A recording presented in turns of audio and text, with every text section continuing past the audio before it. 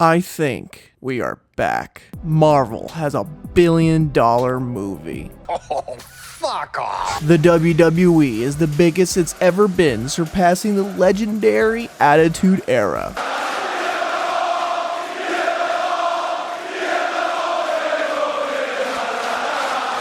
The camera is bouncing! And Star Wars? The power of one, the power of two, the power of many. Test has two outcomes. A pass or a fail. How about new? So many of our beloved franchises have become dog shit. And it's not that they've lost the plot, they're actively ignoring it. All for the message. Welcoming to my not at all secret gay agenda. I don't have to be afraid to let's have these two characters kiss. Let's in the background this I was just wherever I could, just basically adding queerness to I have to be honest, I was not very steeped in the comics. I didn't read any comics or do any research. I wasn't familiar with comics. I wasn't familiar with the movies. We didn't lean into a whole lot of the history of the comic books. Yeah, candidly, we were not enormous comic fans. I wasn't super into superhero comics when I was a kid. I read a lot of indie press stuff. First thing I was told is don't read the comics. Really? As a creator, they put you in a bubble. They don't let you talk about any of the other projects, right? They're up for anything. We ultimately decided to redefine it for the series and thought that it worked better for the story that we're trying to tell. Did you ever read you've never read the comic? When the DVD comes out, I'm going to read a Thor comic book and just see where we went wrong. One of these days. I ain't trying to get political whatsoever. I just want to watch some good shit. Listen, man, if you want to be gay, be gay. Deadpool and Wolverine was some good shit. And it catered to the fans, which it had to because of how it's been for Marvel. But it's not stuffing it down our throats. I really don't know. Oh, mine's You'll enjoy this. This is not pudding. Hollywood needs to comprehend that if you give us cookie, we give you cookie. You gave me cookie, I got you cookie, man. And there's so many different cookies you could give us. Sprinkles, frosted sprinkles, crumble cookie, sugar cookie, Donald's bring it back. red velvet, marranitos, Like the white Spanish I have heard. fortune cookies, white macadamia nut, oatmeal raisins. And Deadpool 3 is simply a chocolate chip cookie. But a damn good ass shit chocolate chip cookie. It's a double chunk chocolate cookie. Now you might think to yourself, all this garbage started with Captain Marvel.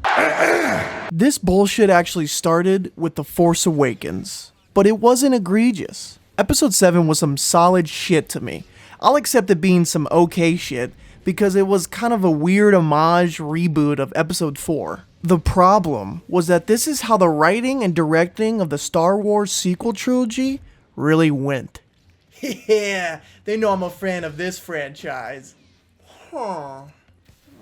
Not bad, but...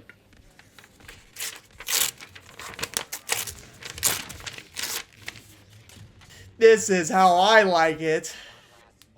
Hey guys, it's my turn, right? It's my turn? Oh, shit. Fuck.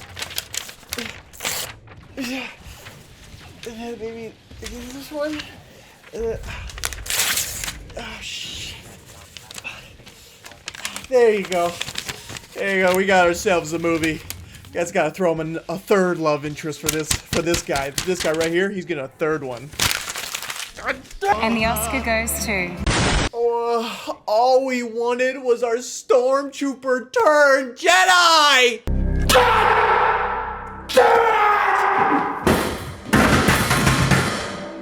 Star Wars had and still has no direction. The greatest comparison I could do with Star Wars is with another franchise who happens to have just as a toxic, gross, loser, goober-ass fan base. The WWE. The WWE has had its moments on top of the world and in the shitter. Because the ones in control had their own agendas and ignored its core audience. Fired. They deserved it. They deserved it? They deserved it. Why? Because you don't know what makes a superstar in 2011?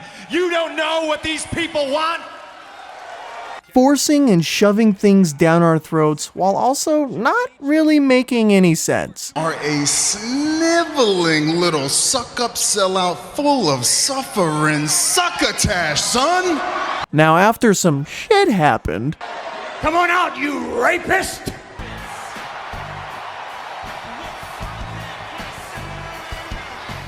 Only one man could take over. It's gonna get taken over by his idiotic daughter and his doofus son-in-law. Triple H, who's taken the company to bigger and better heights with storylines that make sense and that have payoffs. You're actually rewarded for knowing its lore and history instead of being ignored or forgotten for a message or an agenda. A recent example I can give is currently Sami Zayn, an underdog, a guy who's just like us, is trying to go for the World Heavyweight Championship. Now, if Roman Reigns is the Thanos of WWE, then the current world champion Gunther is WWE's Shao Kahn. Frustration perhaps being shown here by Gunther. Well, maybe not. Oh my goodness! What's the story? 10 months prior, Sami Zayn became the first ever person to beat Gunther in the WWE. Continuity! Some quick additional information. Fun fact, the match I just mentioned just a second ago is actually happening the same day of the upload of this YouTube video. So if you're watching this later, that match has already happened with Gunther and Sami Zayn for the world title. But the information I want to add here is that I watched the Vince McMahon documentary on Netflix, Mr. McMahon, and there's an interesting relation to this topic of this video. Vince McMahon took over the WWE and he didn't like the current world champion. Funnily, it's because he was white and pasty. He wanted to take the title off, but he knew that he needed to make it coherent. It needed to matter. It needed to mean something, and he didn't just need to just do something to do something. So therefore, he decided to put the title and have Bob Backlund, the pasty white boy, be beaten by the Iron Sheik, a man from Iran. Which at the time, Iran was in the news a lot for just bad reasons, you know, the news in America, you know, relations, all that garbage. Vince McMahon took about the current day politics, kind of what Hollywood's excuse, I guess, for, as a blanket term, wokeness.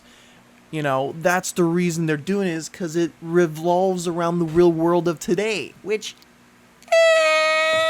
sure. Now, the big bad Iran dude was beaten by the big American hero with blonde hair, Hulk Hogan. But years later was doing essentially the same story, but with a little twist of the bad guy being an American who fled, I guess, or annexed, I don't know the right language, I'm an idiot, but basically became Iran supporter and hated America, therefore. The problem is that things started actually heating up in Iran and things started getting really serious, therefore hurting the WWE and that storyline.